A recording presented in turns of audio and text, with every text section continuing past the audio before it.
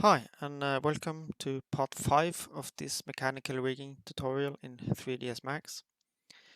This time we are going to continue on the tracks, and we are going to create sort of a dynamics so that when the tracks starts to move, it will bounce a little bit, and when it stops, it will continue to bounce a little bit but settle down.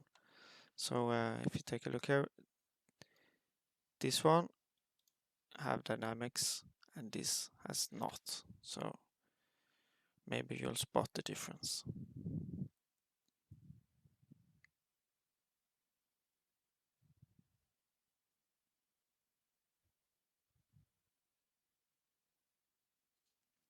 Okay, so let's start. Okay, so this is what we made last time.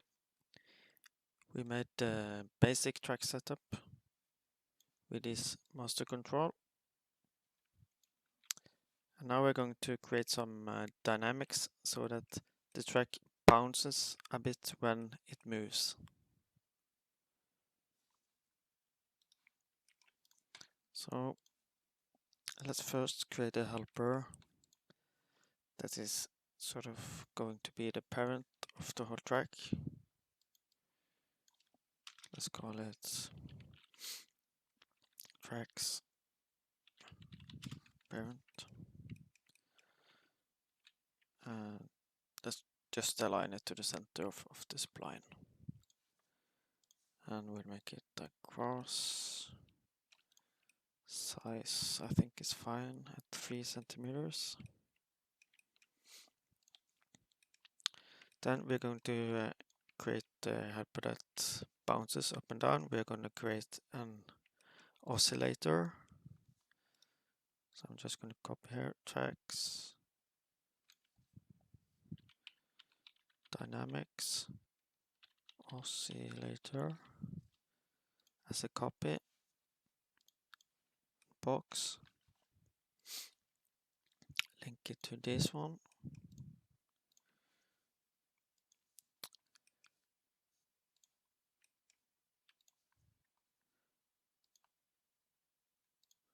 I'm going to assign an expression controller on the Z position of the oscillator helper. So float expression. I'm going to create a variable called amp for amplitude.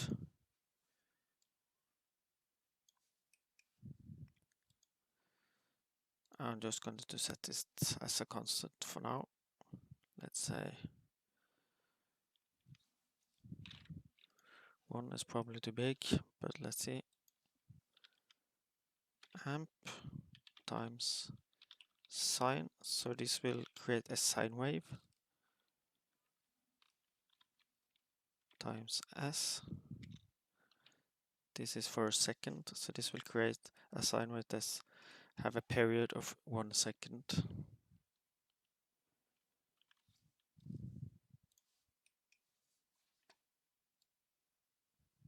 With an amplitude of 1 centimeter. Probably wanting to go slightly faster. So then we're just going to multiply here. So now we got 2 oscillations a second. I think that's better. Maybe 3.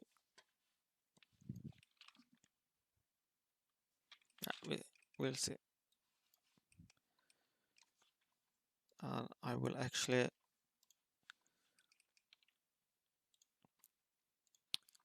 create amplitude as a position of a helper, because if you were to merge this one in another scene with another system unit and you hard code this amplitude, it would be wrong. So here is 1 centimeter.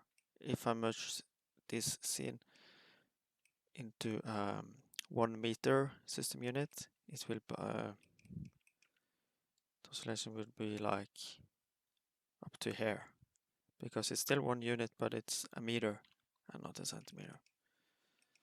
So I'm going to create a new helper. I think I did. Yeah. Point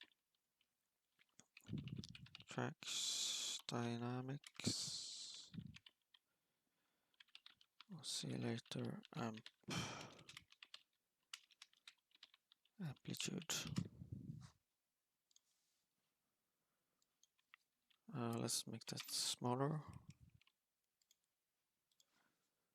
And I'm going to make this a yellow one.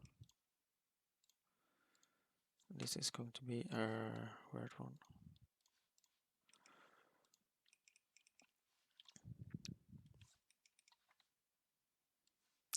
Then instead of setting this to a constant, I'm going to isolate this one and assign it to the Z position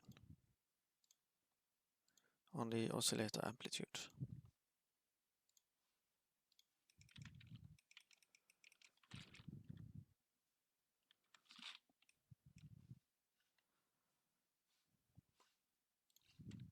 And of course need to link it here. So now it's actually 0 in the parent space. And obviously nothing happens now because the amplitude is 0. So let's try 0.2. Maybe a little bit big. 0.1.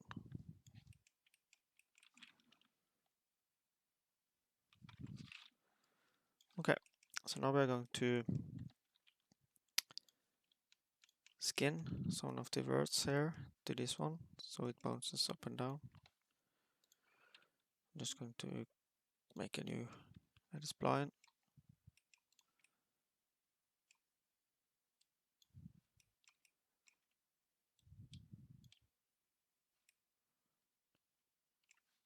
And use soft selection.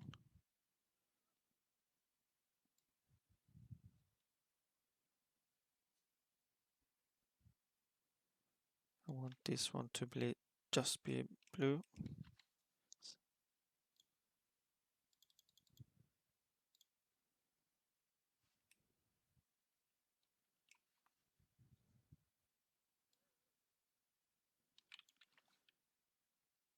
Slightly less.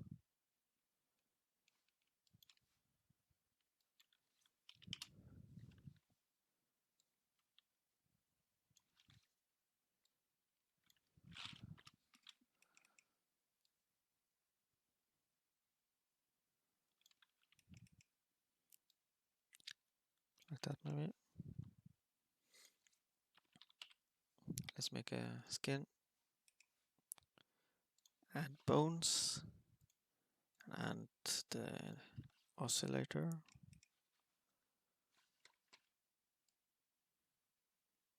Something wrong happened with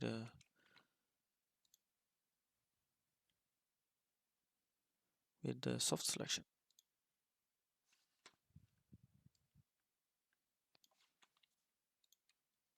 That is a bit weird.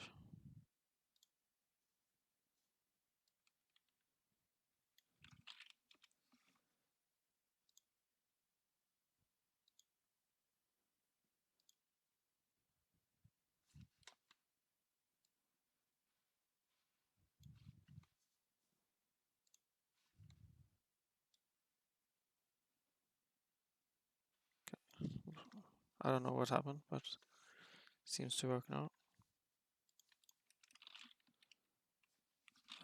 Nope.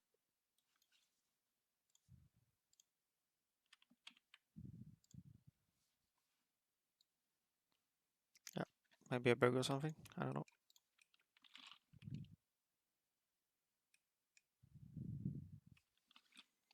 If you know what happened, feel free to comment.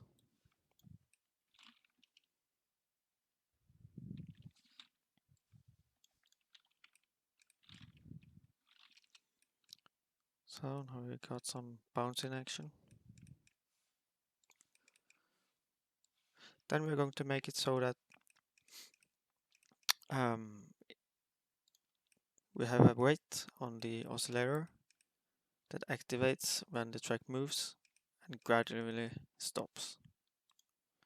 And for that we're going to create a spring.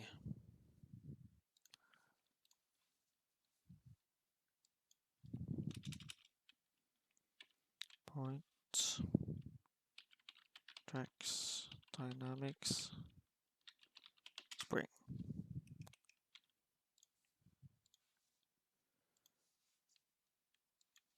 Smaller. Link it to the tracks parent. Then we are going to have a position controller spring.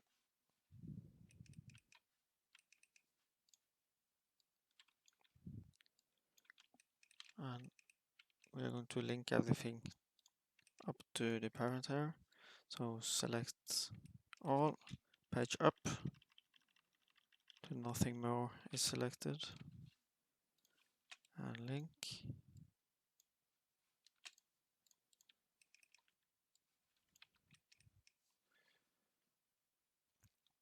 And let's just animate it a bit.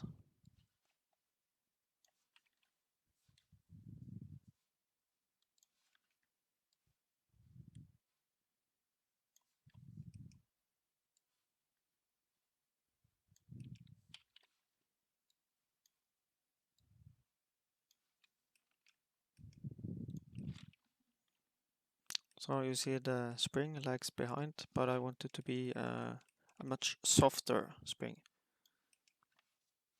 So it has more time to settle. I'm going to go here in motion panel in the spring controller, select here and lower the tension like 0.01.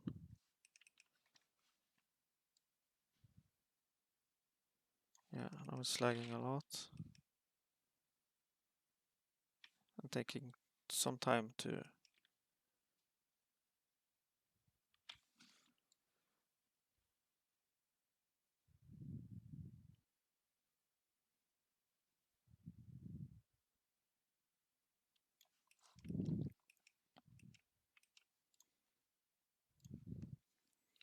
then on the oscillator I'm going to select the float expression and go assign and assign it to a float list. That way we have a weight on the oscillation expression controller. And on the weight float expression we're going to create a float script. And let's make a variable SP for spring and ref for reference.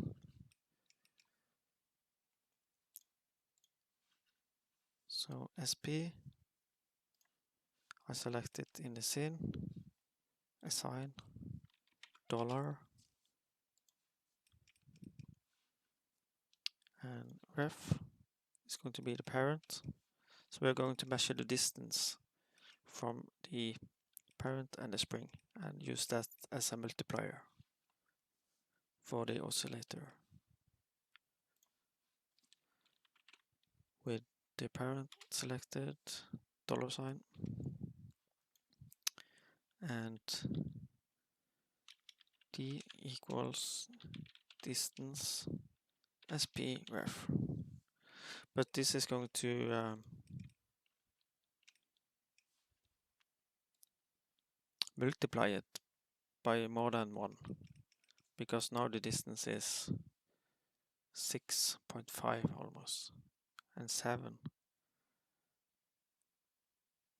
So that's going to be more than we want, but we could just clamp it by typing if d is more than 1, then output 1, else output d.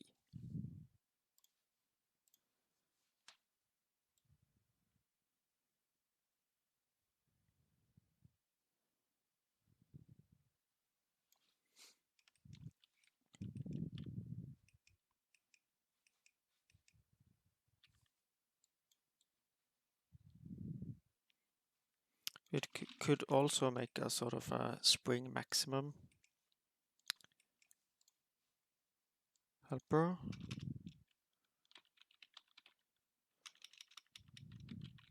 Try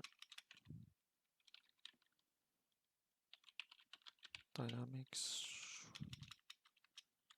spring max.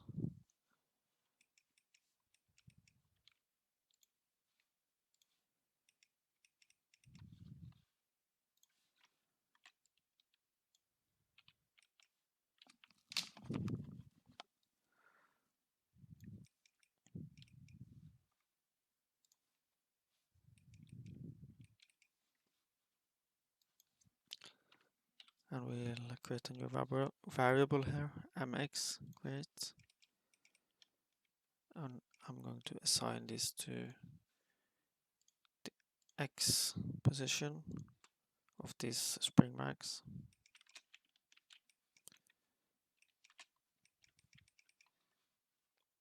Then I'm just going to divide it by this.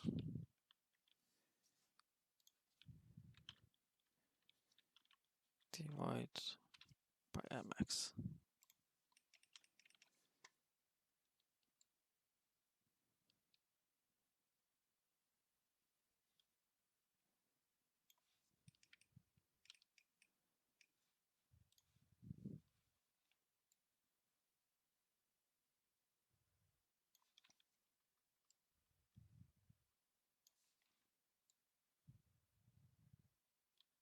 So if I have this one closer to the max of the spring, it will ramp down quicker. If I have it closer to here, it will stay in full oscillation longer.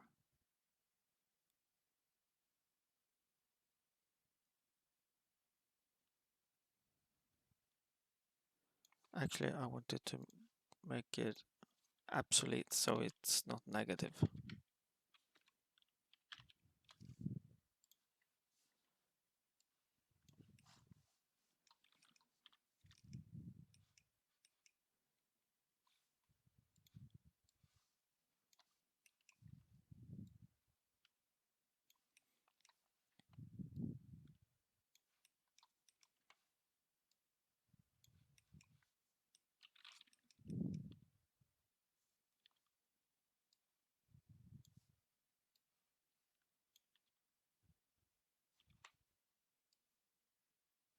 It's quite subtle effect, but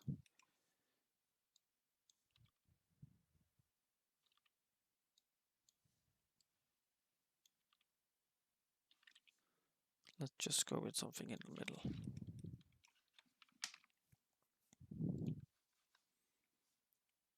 Okay, so let's just test it out with the track moving as well. So I'm just going to check here how long is this spline.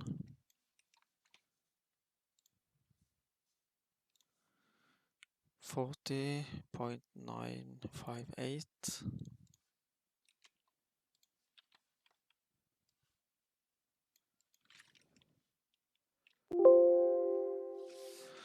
Oh no, I'm not going to delete it. I'm just going to delete the key.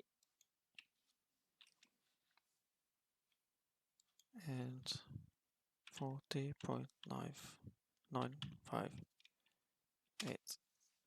So that's going to be a full turn.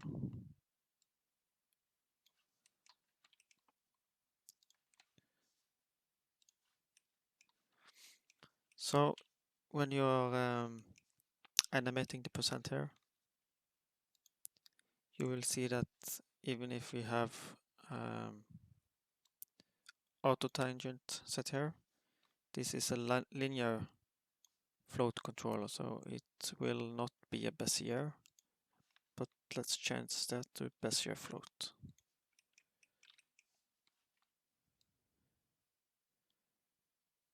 From here it will 0.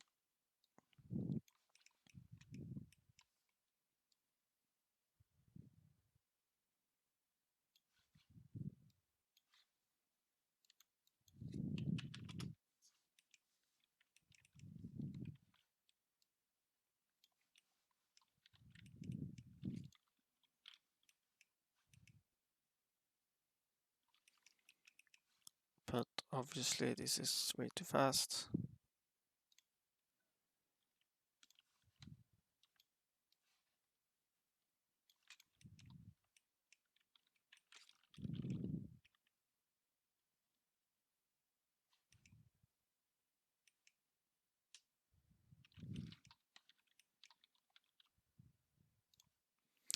It's quite a subtle effect really, but I think it adds a lot to the animation.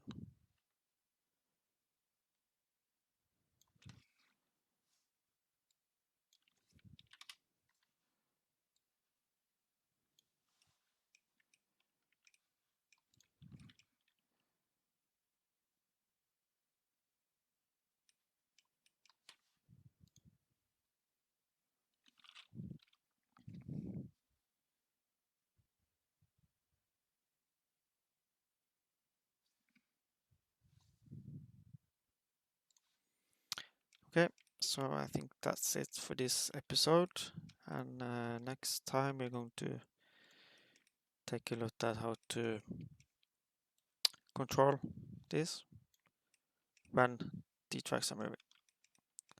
Thank you and goodbye.